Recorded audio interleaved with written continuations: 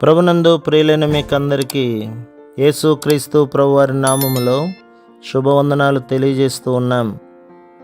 దైవజనులు బ్రదర్ భక్త సింగ్ గారి పరిచర్యలో నుండి అలసిన వాణ్ణిని ఊరడించు మాటలు.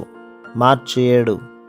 మీరు ఈ లోక మర్యాదను అనుసరింపక ఉత్తమమును అనుకూలమును సంపూర్ణమునయున్న దేవుని చిత్తమేదో పరీక్షించి తెలుసుకొనున్నట్లు మీ మనస్సు మారి నూతన మొగుట వలన రూపాంతరము పొందుడి. రోమాపత్రిక 12వ అధ్యాయం 2వ వచనం. ఎవరైతే వివాహం చేసుకొనబోచున్నారో వారి వివాహ విషయమైన దేవుని పరిపూర్ణ చిత్తమును ఎరిగిన వారై ఉండవలెను. బాహ్యమునకు కనబడు దానిని బట్టి గాని, శరీర ఆకర్షణను బట్టి గాని, భూ సంబంధమైన ఆస్తి లేక లోక సంబంధమైన అర్హతలను బట్టి గాని నడిపించబడకూడదు. చాలామందికి వివాహ జీవితం గురించి చాలా తప్పు అభిప్రాయం గలదు. చాలామంది సంతోషము కొరకై అందము, ఐశ్వర్యము, విద్యపై ఆధారపడుదురు. అందువలననే వారు అంతమున నిరుత్సాహపడుదురు. వివాహము చేసుకున్న దలచిన వారు తగినంత సమయము ప్రార్థనలో కనిపెట్టవలెను. ఆయన తన చిత్తమును మనకు స్పష్టముగా తెలుపునట్లు ఆయనకు మనము సమయం ఇయ్యవలెను. అంతేకాక ఆయన పరిపూర్ణ చిత్తమును గూర్చిన సంపూర్ణ నిశ్చయతను మనము కలిగి ఉండవలెను.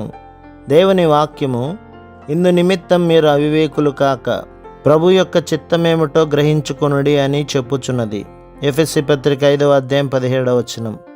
మీరు ఈ లోక మర్యాదను అనుసరింపక ఉత్తమమును అనుకూలమును సంపూర్ణమునయున్న దేవుని చిత్తమేదో పరీక్షించి తెలుసుకున్నట్లు మీ మనస్సు మారి నూతన మొగుట వలన రూపాంతరము పొందుడి.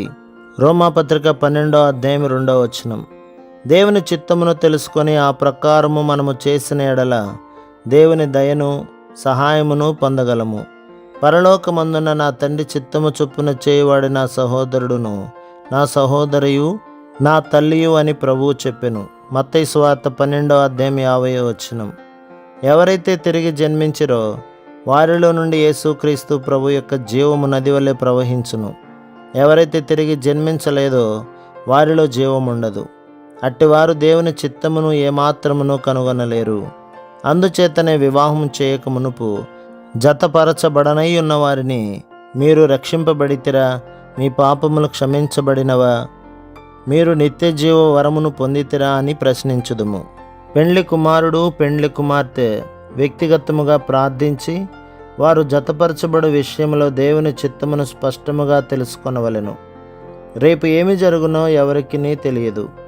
మన ఆరోగ్యము బాగుండకపోవచ్చును, మన పరిస్థితులు మారిపోవచ్చును, మనమెంతకాలం జీవించదమో మనకు తెలియదు. అందుచేతనే మన జీవితముల విషయమైన దేవుని పరిపూర్ణ చిత్తమును మనము తెలుసుకొనవలెను. కీర్తన గ్రంథం 143వ అధ్యాయం 10లో దావీదు ఇలాగున చెప్పుచున్నాడు, నీవే నా దేవుడవు, నీ చిత్తానుసారముగా ప్రవర్తించుటకు నాకు నేర్పుము. దయగల నీ ఆత్మ సమభూమి గల ప్రదేశమందు నన్ను నడిపించునుగాక. ఎవరైతే జతపరచబడిరో వారు యథార్థముగా నమ్మకముగా దేవుని చిత్త ప్రకారము ఈ వ్యక్తి నా ప్రభువు చేత నా కొరకు ఏర్పరచబడెను అని చెప్పగలిగి ఉండవలెను. వారు బంగారము, వెండి, ఉద్యోగము, వస్త్రముల గురించి ఆలోచించకముందు వారు దేవుని చిత్తమును ఎరిగిన వారై ఉండవలెను. ప్రభు మిమ్మును మీ కుటుంబములను మీ సంఘములను దీవించి ఆశీర్వదించునుగాక. ఆమేన్.